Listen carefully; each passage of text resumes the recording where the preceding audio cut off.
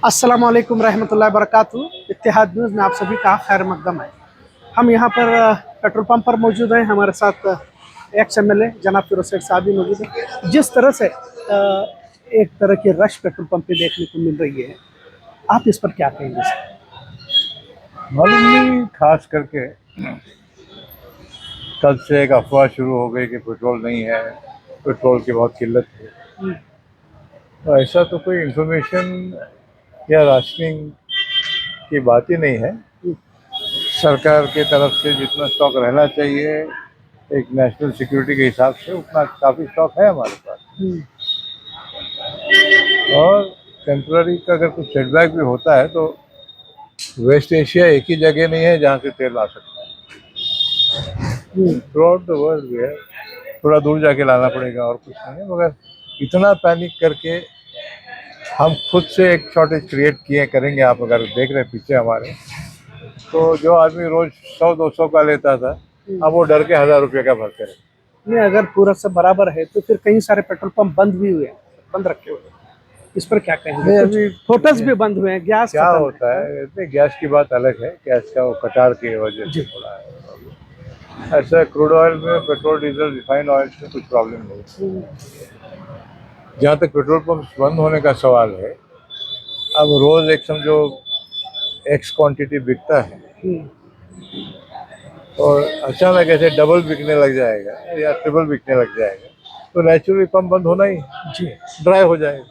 5 दिन का सेल एक ही दिन में अब हम करेंगे सब पंप वाले, ये लोग अगले हफ्ते का भी भर के ले रहे हैं ना। हाँ, दिस इज द प्रॉब्लम। तो मेरी गुजारिश है, मुझे लगता है मैं यही कहूँगा लोगों से कि भाई आप थोड़ा सुकून से रहिए, कोई ऐसी बड़ी समस्या नहीं है। और जहाँ तक पेट्रोल का सवाल है और डीजल का भी, तो कई हद तक कोई बात की किल्लत नहीं। आप रूटीन में नॉर्मल जैसे रहिए, हर चीज़ नॉर्मल अपने आप से हो जाए। नहीं, आपको नहीं लगता कि हमारे प्रधानमंत्री की गलत विदेश नीति के कारण इस तरह की, क्योंकि इससे पहले भी हमने देखा है कि भारत में एक कतार में खड़े होने की एक आदत पड़ी हुई है। अरे ऐसे नहीं है। फिर स्टेट ऑफ हार्मोस, हमारी विदेश नीति अलग बात है। अगर इजराइल और अमेरिका मिलके एक एरिया में जा करके डिस्टर्बेंस पैदा करते हैं और उसका नतीजा दुनिया भर को भुगतना पड़ता है, तो हमारी विदेश नीति को कुछ नहीं, इससे पहले ईरान ने तो कई बार हमारी मदद की है, भारत को क्रूड ऑयल वगैरह देता, अभी भी क्योंकि करेगा। स्टेट ऑफ हार्मोस से जो नहीं, 60% आना है वो तो अभी फिर भी उससे करेगा। पहले वहाँ के हालात ठीक नहीं है, तो एक ही समस्या नहीं है। तो ये इंश्योरेंस कंपनीज का है, वेसल ओनर्स का है, जो जहाज के मालिक है वो डर रहे हैं आने के लिए। ये बहुत से सिचुएशंस अलग अलग होते हैं। जब भी भारत के साथ क्रिटिकल कंडीशन रही है, ईरान ने करेंसी, इंडियन करेंसी में हमसे व्यापार किया हुआ अभी भी करेंगे ना। तो लेकिन ये जरूरत क्या थी कि युद्ध से पहले वहां जाकर जो है फादरलैंड और मदरलैंड की भाषा, वो अलग बात है। नहीं फिर उसका असर तो है, वो रिलेशनशिप अलग है, ये अलग है। हम लोग विदेश नीति की, हमारे कंट्री की, वतन की पब्लिक में डिस्कस करना ठीक नहीं है। अच्छा, एक्चुअली अलग सिग्नल जाते हैं। ये इंटरनेशनल जब बात होती है कि कल दुश्मन हमारे शुरू कर देंगे कि देखो भारत देश में अंदर ही नाराजगी है, ऐसे कुछ नहीं है। विपक्ष तो विरोध कर ही रहा है ना। हो सकता है थोड़ा बहुत। विपक्ष का काम ही है विरोध करना, सही करवाना उसको। मगर मुझे लगता है कि सब ठीक हो जाएगा। लेकिन फिर भी विदेश नीति जो है वो गलती करने पर 140 करोड़ जनता को उसकी कीमत चुकानी पड़ती है। इसका ख्याल भी तो सत्ताधारियों को रहना उतनी भी विदेश नीति गलत नहीं हुई है। हाँ, एक तरफ अमेरिका के साथ बैलेंस करना है, एक तरफ गल्फ नेशंस के साथ बैलेंस करना है, एक साइड चाइना के साथ करना है, एक साइड रशिया के साथ करना है। तो ये जगलरी चलता ही रहेगा। वो इतना आप तो अपने दिमाग को 94 पे गया है सर डॉलर है बताओ आप।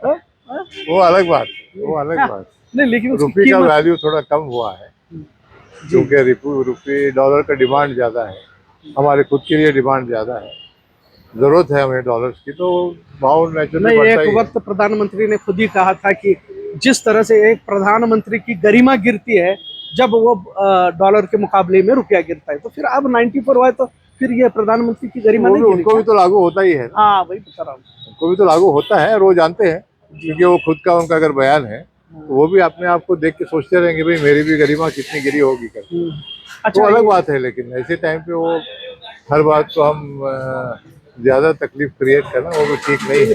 प्रधानमंत्री ने होंगे फिर विदेश का जो हमारा देखो सरकारें या पॉलिटिशियंस हैं, ये देश चलता है जनता की वजह से। छोटा व्यापारी, बड़ा व्यापारी, उद्योगपति, ऑटो चलाने वाला, बस चलाने वाला, पंप चलाने वाला, प्रेस चलाने वाला, ये सब मिलके एक देश को चलाते हैं।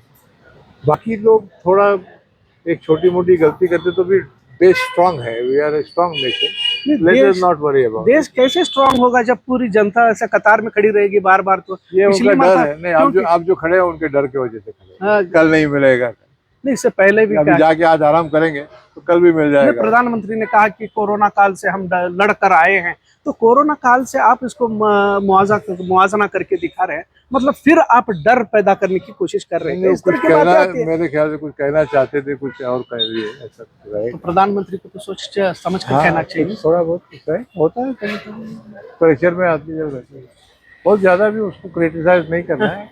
हाँ, इतना ही है कि और अच्छा कर सकते और अच्छी कोशिश कर सकते थे, लेकिन थोड़ा कहीं ना कहीं कमी रहेगी। लेकिन हो, हम लोग आएंगे तो वापस ठीक कर देंगे ना। शुक्रिया सर।